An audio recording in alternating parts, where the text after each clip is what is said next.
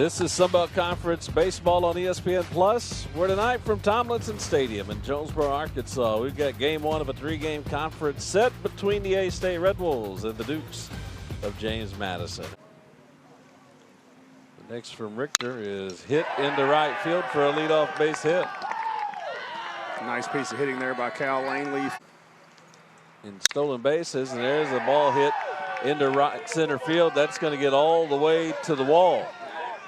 They're going to send Langley around. The throw is going to come home. The play is not in time. The throw got by Caden Amundsen. It's an RBI double for Seguin. There he goes. The pitch is swung on and missed. Actually, throw down to first to cap that strikeout. And one of the things that can tell you how both coaches feel about how this game's going to go. And there's a pass ball. There's a play at the plate if he hurries. And it didn't seem like Arkansas State was in a whole lot of a hurry there. Another 2-2. Grounder to the right side, Lane Walton. The second baseman throws over, and that'll do it for the Dukes in the first, but they get a couple of runs on 2 hits. Another 3-2. Swing and a miss. Cool gives the leadoff walk and nothing else. Appreciate it, huh? Oh, check swing is hit into play. Cover first. Yeah, nobody was covering first, and now A-State lucky that Clay Thompson's going to stay at first. Chase Richter trying to get settled in a little bit too, and that's going to be another ball to the gap. In right center, they're going to bring the runner Thompson around. Here comes the throw. It's not in time. And it's 3-0. James Madison is the second inning gets off to almost a carbon copy start as the first. The bunt's on the left side. Kason Campbell throws over. The sacrifice is good. It moves Wyatt Campbell to third. This ball is hit into right field for a base hit. So after all the times trying to bunt, Langley ends up just getting an RBI base hit, but then the Dukes run right into the out at third as Griffiths cut down the base runner Canizero for the second out. This ball hit in the air to right center. Ashton Quiller is under it, and that'll do it for the Dukes here in the second, but they get 2 more runs on 3 more hits. Somebody not getting a conference game in messes with the entire Sun Belt standings, and Kason Campbell gets plunked with the first pitch of the second to give the Red Wolves a leadoff base runner for the second straight inning.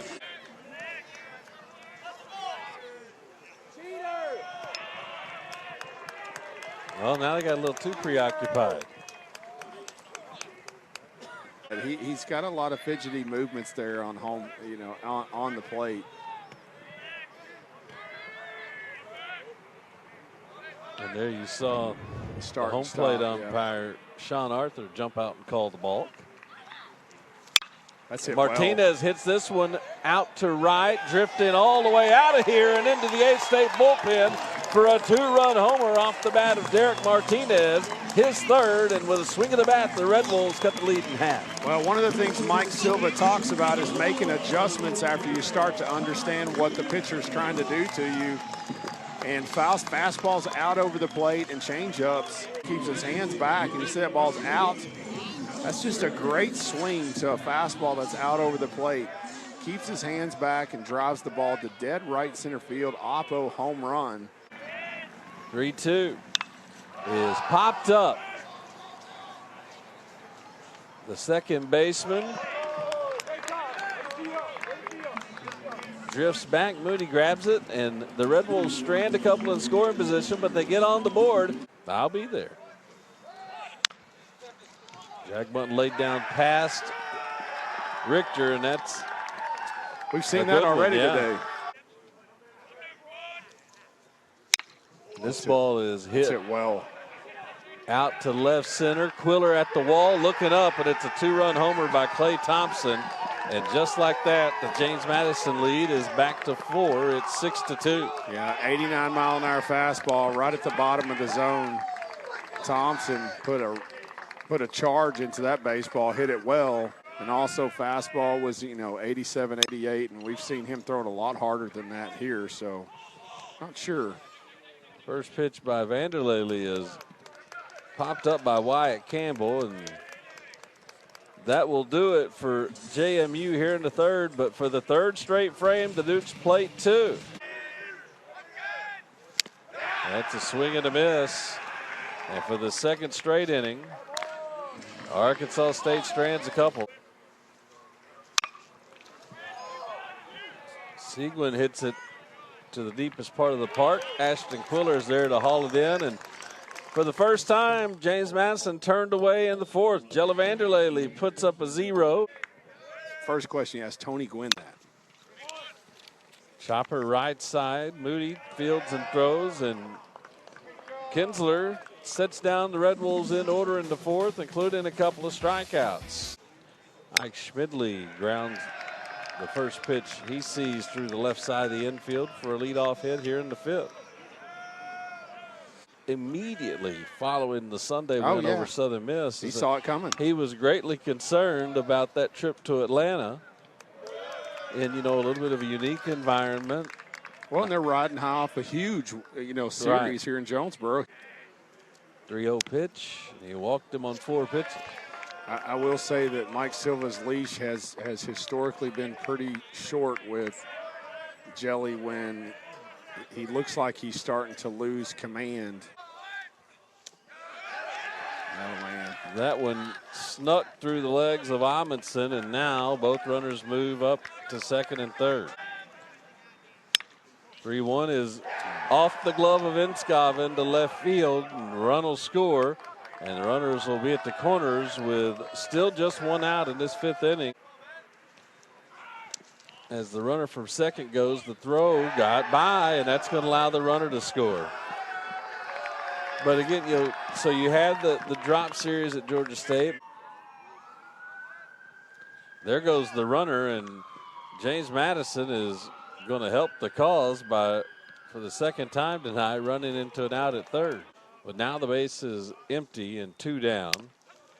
And that is a called third strike to end the inning. So Maloney picks up 2 outs on 6 pitches. As the 3-1 to the shortstop is upstairs. So that is Kinsler's first walk. It's the 4th walk of the night. 3-2 upstairs, and it's a walk. Back-to-back walks for Kinsler. 2 on for the Red Wolves. Campbell hits this one out to right, way out to right, all the way out to right. A 3-run shot for Kason Campbell, his 4th of the year, and the Red Wolves, again with a swing of the bat, cut the lead in half. It's 8-5. Well, he almost baited him into throwing that pitch. It was a fastball underneath his hands. He kind of leaned back on like he didn't see it, but Kinsler thought, well, I'm going to sneak a slider underneath his hands. Kason Campbell's all up on the plate and almost baits him into this slider, and it's a slider on the inside half, and you can tell Kason his eyes lit up, and he knew he got it. 80-mile-an-hour slider under the hands, and Kason Campbell, this game could have a totally different outlook. Houseworth 1 hopper over to second, charging in. The throw is in time, and that'll do it for Arkansas State, but the Red Wolves get 3 runs on a swing of the bat by Kason Campbell. Ben Barrow is going to hit that one into the gap. Boy, they have worn that right center field gap out tonight. 3rd ball that's made it to the wall over there, and it's a leadoff double for Ben Barrow here in the 6th. So Cougar Cook is in at 3rd. As the bunt goes his way, he'll charge in. The sacrifice will be good. Yet another sacrifice bunt. The only ones to make it. And now it's another ball that goes through the legs of an A-State catcher to allow the run to score. And now here's a ground ball over to second where Kason Campbell fields and throws. And that'll do it for James Madison here in the 6th. But the Dukes do score an unearned run. Chopper back to the mound. The play is going to be at the plate, and A-State going on contact, runs into the second out of the inning at home. Griffiths hits this one left side. The third baseman Guerrero throws across in time to strand a couple of A-State base runners. The Red Wolves have left 8. It's 9-5 James Madison after 6. He needs to start that thing in the middle of the plate and let it run right there. That's a great pitch. Guerrero just took off to the dugout as Cole Turner comes in and picks up a couple of quick outs and gets us to the stretch with James Madison leading 9-5. And he was the one bright spot, really. And he continues to be. He roped that one 107 off the bat for a leadoff base hit by his teammates. Here's a ground ball by cross jumper right side. The only play will be at first. So Campbell moves into scoring position. He has no stride and just swings all hands. And he swings and hits that one out to left and right on the run. A good grab made over there by Langley.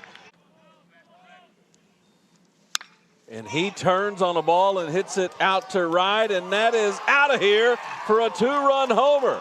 His 4th of the year, and Arkansas State is within a couple. It's 9-7. Yeah, like I talked about, Brad, you know, that's a better matchup for him, left-handed hitter, and you see the exit velocity of 111 miles an hour to get out of here. It's a fastball, actually a 2-seam fastball, and he gets every bit of that baseball and hits an absolute rocket out of here. And this ball is hit into left, but it holds up just enough to carry out to Kyle Langley. And boy, that running catch Langley made earlier in the inning certainly looks real big now as we get through 7. A-State's within 2. There's Ben Barrow with 2 down, and he hits a fly ball high out to right. Cross jumper is under it. Cole Turner has faced 5 batters and retired them all. A-State's going to come to the plate in the bottom of the 8th, trailing by 2. And it's a walk. Wow, it's a great at bat. It's a great at bat by Raul Torres. And he turns and hits it out to left. Get out of here. We're tied at 9. Jake Henry Williams' first home run of the season. And Arkansas State, with its 4th long ball of the night, has squared it up. Yeah, I'm not sure if they had a discussion on scouting report, but Jake Henry Williams is one of the best fastball hitters on this team. And he's looking to put a charge in the baseball, and he gets a first pitch fastball right center cut. And he hits all of that baseball and absolutely hits a missile out of here. And as we talked, that is a guy who could tie this ball game up in one swing, and he absolutely does. Campbell keeps that fair inside the first baseline. He's around first, digging for second. Kason Campbell is going to pull up with a 1-out double. He's on base for the 5th time, and the go-ahead run is in scoring position for Arkansas State. Ground ball left side, backhanded by the shortstop. Long throw is nice play in time to get jumper. Now, it's the 8th inning. Nobody's used the challenge, but I don't see Mike Silva signaling that he wants to even take a roll at it. Martinez hits this one a mile. He has homered twice, and the Red Wolves have the lead on his 2nd of the night. Unbelievable 5th round tripper of the game for the home team, who's on top for the first time. Well, Luke McGrath comes in the baseball game, and he's throwing 94, 95 miles an hour, and both home runs in this inning have been fastballs that have been squared up. For his 2nd home run of the game, you see fastball right down the middle, and he has an unbelievably sweet swing there for a freshman, and he catches that cleanly, squares it up. Including the win at Arkansas we referenced earlier. This one popped up into left field. Langley is there, and he grabs it for the final out of the inning, but Arkansas State gets 4 runs on 3 hits. 2 of them leave the yard, and the Red Wolves on top for the 9th inning. Here's a ground ball over to second base. Kason Campbell fields and throws for out number 1. And I wouldn't be surprised to see, it just depend on how you want. Here's a ball hit out to center field. Oh, McLaughlin wow, chases nice it down for out number 2. Here's a ground ball over to Torres. Throw across, and Arkansas State, in the great Silva substitution of 2026, comes from behind on the strength of 5 home runs and wholesale substitutions to win 11-9. Brad, this is going to be one of those nights, if you're an A-State fan, you need to remember where you were. I'm telling you, I don't know that we could play this up any more than it should be played up, because this game was going south in a hurry for Arkansas State up until about the 5th or the 6th inning, and Mike Silva had just had enough. And wholesale substitution, 6 of his 9 starters that we have seen routinely all season, put them on the bench. We saw completely different faces, and the energy in the entire stadium changed.